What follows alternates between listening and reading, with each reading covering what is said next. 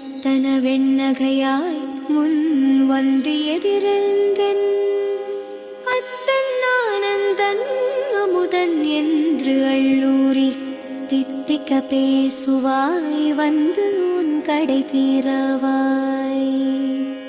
பத்து உடையீரீசன் பழடி பாங்கு உடையீர் புத்து அடியோம் புன்மை தீர்த்து ஆட்கொண்டால் பொல்லாதோ எத்தோனின் அன்புடைமை எல்லோ மறியோமோ சித்தம் அழகியார் பாடாரோ நம் சிவனை.